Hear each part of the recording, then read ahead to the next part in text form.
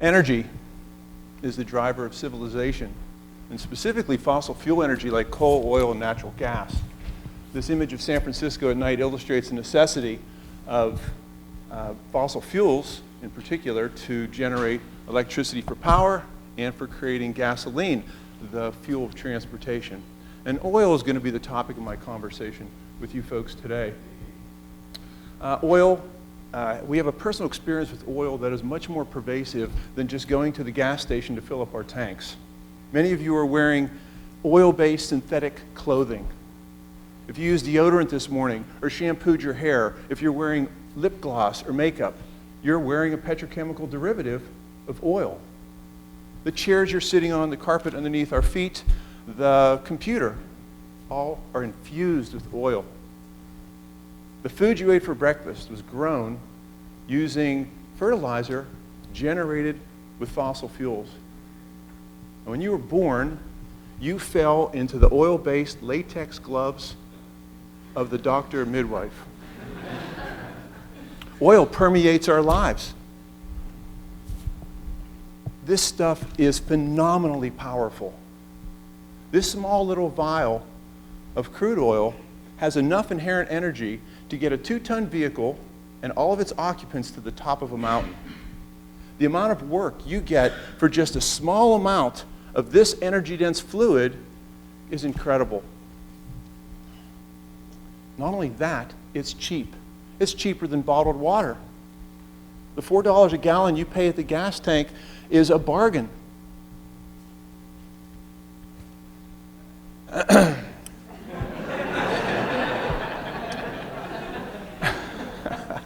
There's a hitch, and that hitch is that oil's non-renewable.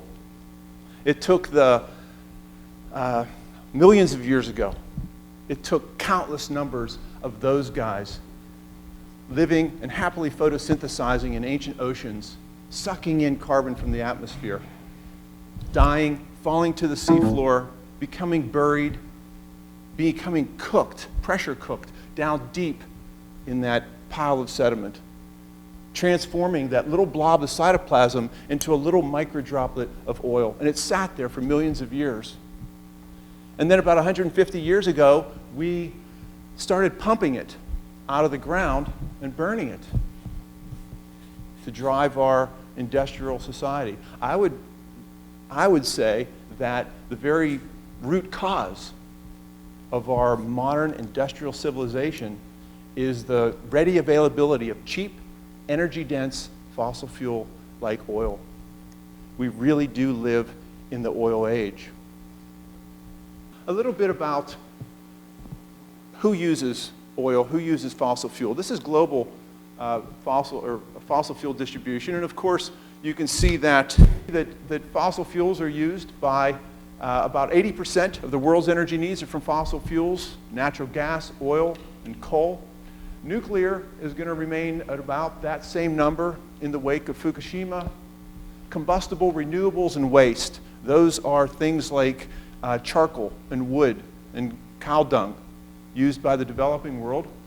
Geothermal, solar, and wind are a very small percentage of the global energy portfolio. The US energy portfolio is very similar. We use 85%. We achieve 85% of our energy needs from fossil fuels. Nuclear is about 9.6 or so. Combined renewables and waste in the United States are primarily biofuels, geothermal, solar, and wind, a tiny little percentage. Now, of course, you realize that natural gas and coal are burned in power plants to create electricity. And yes, it's the ultimate irony that in order to create ice in our freezers, we burn a chunk of coal. Be that as it may, oil, the topic of this particular talk, is used for transportation, overwhelmingly for transportation.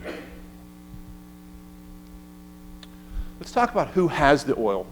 This is very revealing. 2/3 of all the oil in the world resides in the Middle East. 5 countries have it.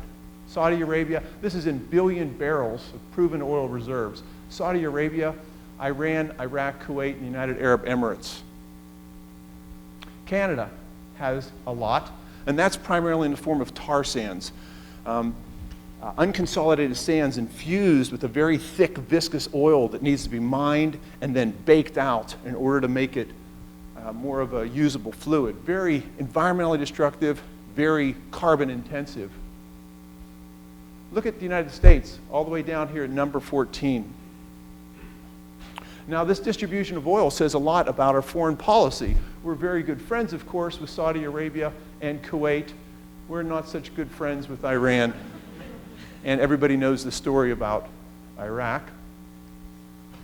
Let's talk about who uses the oil.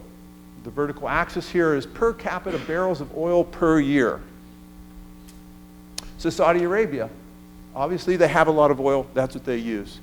Canada also has a lot of oil, and it's also cold in Canada. The United States is third in per capita oil use, about 3 gallons of oil a day per person. And that translates to about 23 barrels of oil a year per person in America. Our profligate oil use is really inexcusable. You've heard the statistic that the United States, with about 4 to 5% of the global population, consumes about 25% of all the total oil reserves available. China and India use enormous volumes of oil as well, but their burgeoning populations keep their per capita use at a reasonable level. Here's the reason. We love our cars. Cars are an American metaphor for freedom and independence. The best mass transit system in the world will never pry our cold, dead fingers from the steering wheel. And consequently, it's made us the most oil-dependent nation on the planet.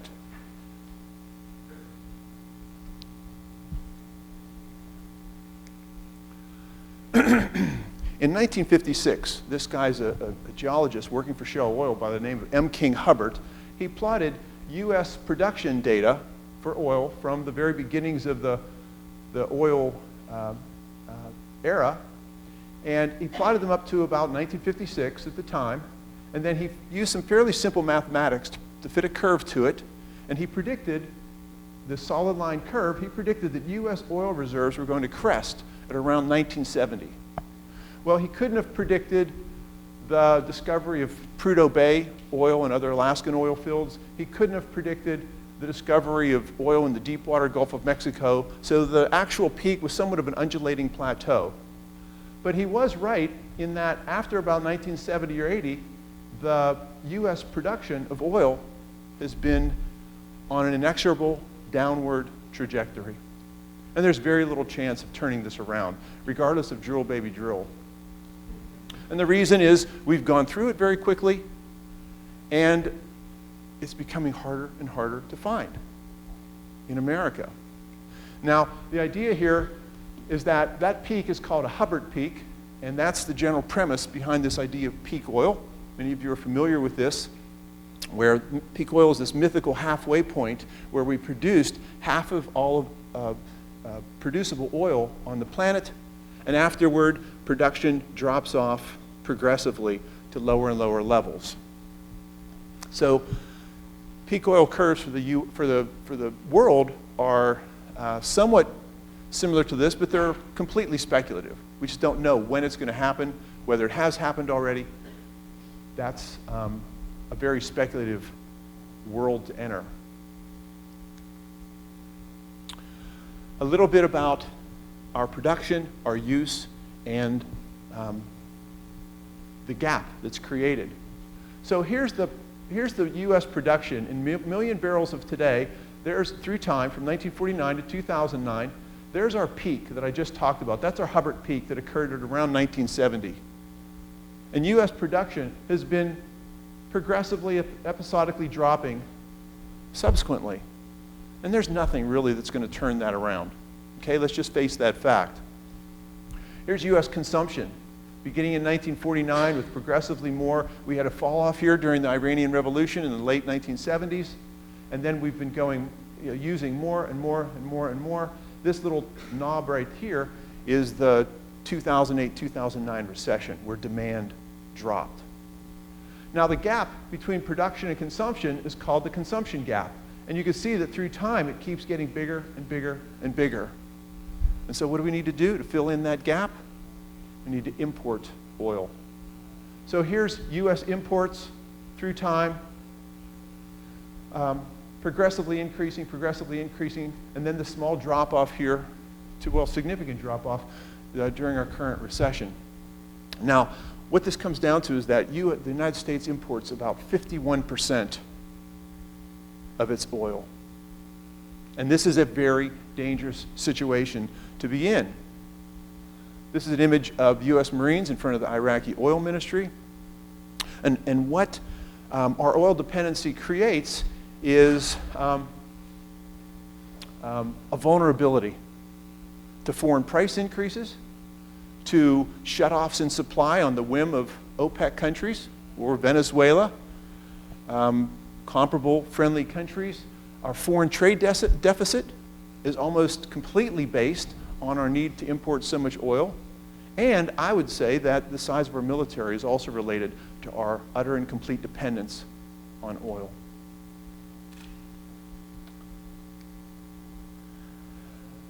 The elephant in the room, of course, is that our consumption of oil is changing, is sort of contributing to this ongoing global experiment we have with climate change.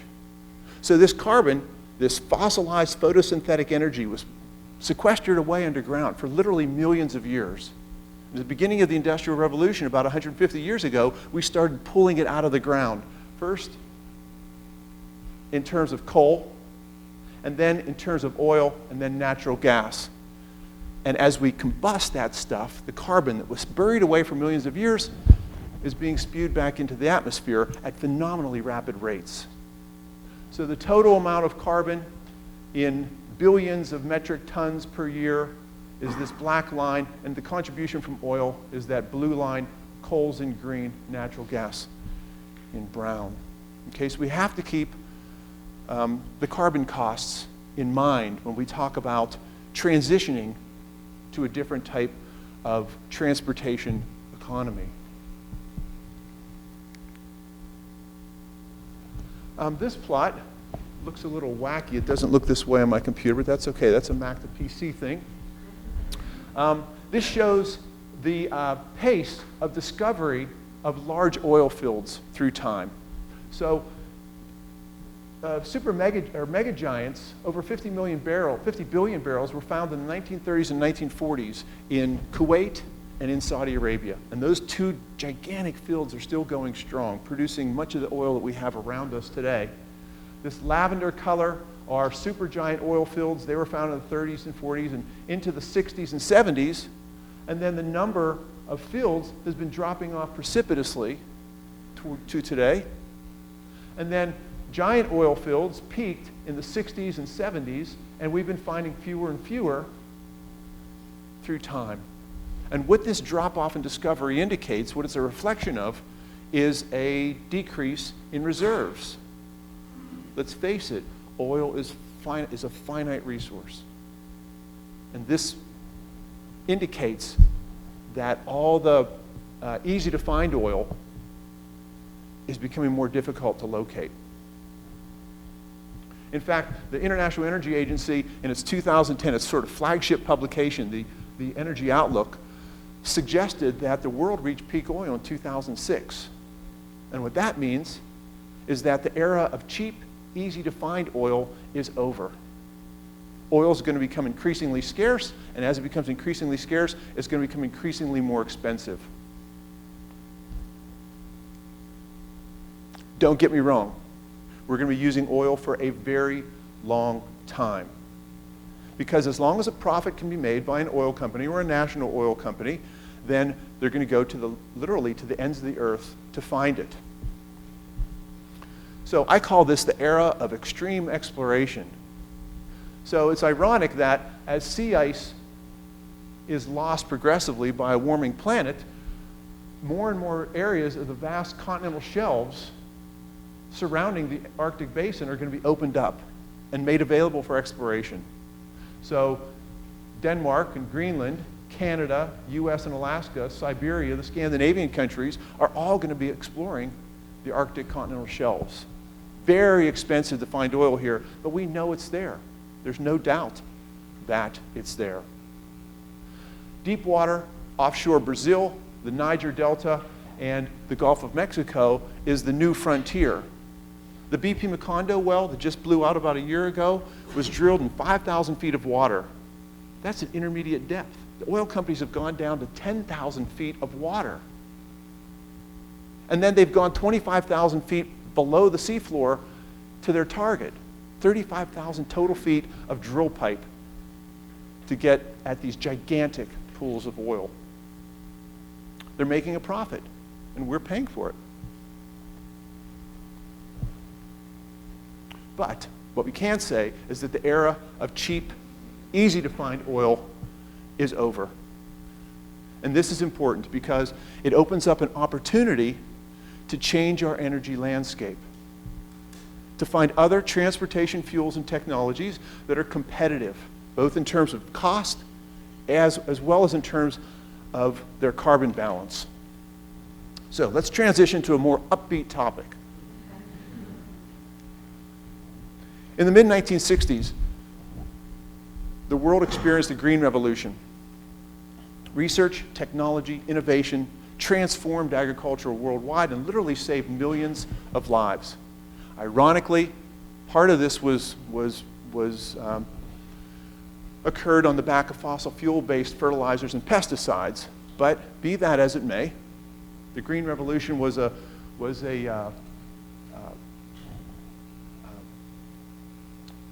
enormous shift in the way people live on our planet. I would call for a second Green Revolution. And this is one where we use the opportunities of diminishing oil resources and increasing costs to transition to a different transportation fuel-based economy. So there are a number of different ways that that this is going to happen. One of them is a different way of developing cities and suburbs. The new urbanism movement is making cities more walkable and more bikeable and less dependent on cars. Mass transportation in the form of, let's say, high-speed rail. How about going from San Francisco to Los Angeles in 2 hours, 40 minutes and avoiding the airport entirely? Higher fuel efficiency in cars, conservation. You guys know all this stuff. It's going to take a huge infusion of energy, money, but the benefits could be transformative to our society. Biofuels, sustainable biofuels are going to be part of the equation. In Brazil, you know, they use a lot of sugar cane, and the downside of this is that they've cleared vast swaths of rainforest that was sucking up enormous amounts of carbon and just sequestering it away. But they've cleared it to basically grow their fuel. Corn ethanol, we know the downside of corn ethanol. It's heavily subsidized by the government. There's a very high carbon cost. It's dependent on fossil fuel-based fertilizers. This is not the answer. In my very humble opinion, corn ethanol is a non-viable biofuel. Other sustainable biofuels may take the form of algae or other sort of types of cellulosic biomass, like wood pulp or rapidly growing grasses like jatropha that are non-edible. They don't compete with the food supply, but maybe they could be deployed to sort of speed up the oil generating process and create the new version of transportation fuels. Advanced vehicles are going to be part of the equation, of course. Things like electric cars and plug-in hybrids. The Nissan Leaf goes for about $34,000 before the tax savings kick in. And the Chevy Volt goes for about $41,000 before tax savings bring that down by several $1,000s. These are going to certainly be part of the future energy portfolio. And I'd be remiss if I didn't say that much of this research goes on here at UC Davis on electric and plug-in hybrids, and also in biofuel research. The bottom line is that there is no magic fuel or technology out there that's going to displace oil. The answer, the solution, has got to be in the form of a portfolio of alternative transportation fuels and technologies that are both competitively priced as well as carbon neutral. The increasing scarcity of oil, accompanied by its rising price, provides a catalyst for a second green revolution and a total transformation of our energy future. Who knows? Maybe the oil field of the future will look something like this. Thank you.